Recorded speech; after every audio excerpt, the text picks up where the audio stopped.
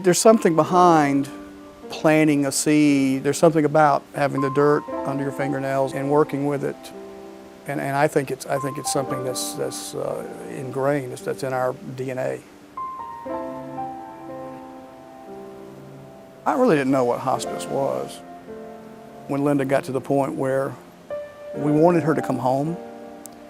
And that's when we started discussing this idea about home hospice care as opposed to the home care, which was a little different because she was terminal. I was very pleased to find out, what they provided for us. It wasn't clinical. The rooms were made to really appear more like a hotel. In fact, I think they went to a lot of trouble to do that, to make it nice. There's nice paintings on the wall, for instance, in every room, and every room had a view outside. And you really sort of felt, I did, because I stayed there. I slept, in the little pullouts.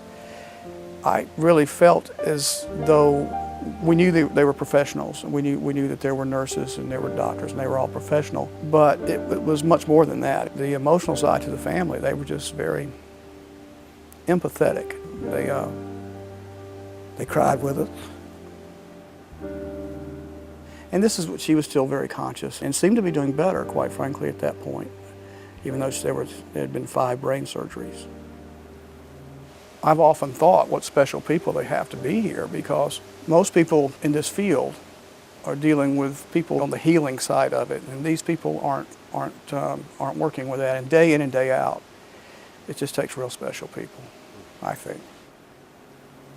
After Linda passed, I had heard from Donna, who was our hospice at-home nurse, that they were planning a new facility out here, and I thought, well, that's a great thing.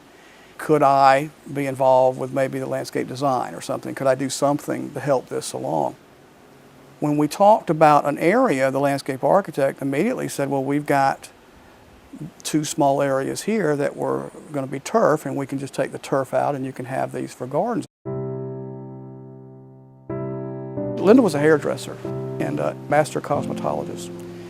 So when we met, she really didn't know much about plants, but she really learned a lot about plants. So the plants, a lot of the plants I chose are plants that she in particular liked. I planted a ginkgo tree in her honor at her father's house. And I don't know if you know anything about ginkgos, but it's the genus species unto itself. And it's very unique, and that's the first thing that comes to mind when you ask me about Linda, is she was very unique and funny. It's therapy for me. My office is close by. I come over at lunch often and water. And it's quiet, it's peaceful here. We want people to know that this garden is for Linda, and we want that legacy to continue. I really hope that it helps them find a little peace.